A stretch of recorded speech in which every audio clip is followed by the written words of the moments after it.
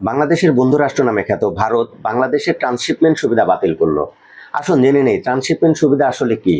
Transshipment সুবিধা হলো এমন একটা সুবিধা যেখানে এক দেশের ভূখণ্ড ব্যবহার করে পাশাপাশি অন্য কোনো দেশে তাদের পণ্যদ্রব্য রপ্তানি করতে পারে। এখন কথা হলো বাংলাদেশের কেন এই সুবিধাটা দরকার ছিল।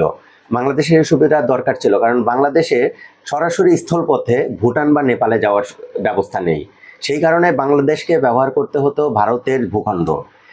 2020 সালের 26 জুনে ভারত তাদের অধ্যাদেশের মাধ্যমে বাংলাদেশকে এই সুবিধাটা প্রদান করে। এর ফলে ভুটান নেপালের সাথে বাংলাদেশের যে রপ্তানি সুবিধা বা আমদানি সুবিধা সেটা অনেক বেশি স্ট্রং হয় বা নতুনভাবে শুরু হয়। এখন বাংলাদেশের যে বন্ধু রাষ্ট্র সবসময় আমরা জেনেছি বা ভারত দাবি করেছে বা বাংলাদেশের বিভিন্ন সরকার দাবি করেছে ভারত বাংলাদেশের বন্ধু রাষ্ট্র, অবশেষে ভারত অজানা কারণবশত বা কী কারণে সেটা ভারত ভালো বুঝবে এই সুবিধাটা বাতিল করে দিল। এই সুবিধা বাতিল করার ফলে এখন কি হবে, এই সুবিধা বাতিল করার ফলে বাংলাদেশ সরাসরি নেপালে বা ভুটানে কোনো পণ্যদ্রব্য রপ্তানি করতে পারবে না।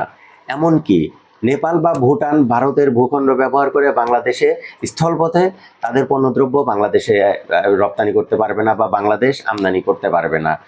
এর ফলে কি হলো, এখন ভারতে যে বাংলাদেশের যে ট্রাক বা যে লরিগুলো আছে যেখানে অনেক বেশি যে রপ্তানি দ্রব্যগুলো পড়ে আছে সেগুলো ভারত প্রজ্ঞাপনের মাধ্যমে জানিয়ে দিয়েছে যত দ্রুত সম্ভব তারা বাংলাদেশ সেটা সরিয়ে নিতে পারবে।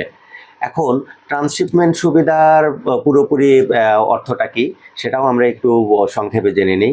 ধরুন বাংলাদেশ কোনো পণ্যদ্রব্য নেপালে রপ্তানি করবে, সেক্ষেত্রে কি হবে, বাংলাদেশ থেকে ট্রাক বোঝাই করে স্থলপথে সেটা ভারতের কোনো সীমান্তবর্তী বন্দরে সেটা যাবে। সেখানে গিয়ে সেটা নেপালের যে পণ্যবাহী ট্রাক বা লরিগুলো থাকবে সেইখানে সেগুলো বহন করা হবে বা আনলোড করে সেইটাতে লোড করা হবে। লোড করে সেটা নেপাল বা ভুটান সেই দেশগুলোতে রপ্তানি করা হবে। এখন ভারত এই সুবিধাটা পুরোপুরি বাতিল করে দিল। এখন বাংলাদেশের জন্য নতুন একটা চ্যালেঞ্জ তৈরি হলো। বাংলাদেশ সরাসরি এখন নেপাল বা ভুটানে পণ্যদ্রব্য রপ্তানি করতে পারবে না। এখন এটা থেকে আমরা কি বুঝতে পারি, ভারত কি আসলেও বাংলাদেশের বন্ধু রাষ্ট্র বা কখনো ছিল, নাকি বাংলাদেশকে শুধুই তারা ব্যবহার করেছে নিজেদের স্বার্থে?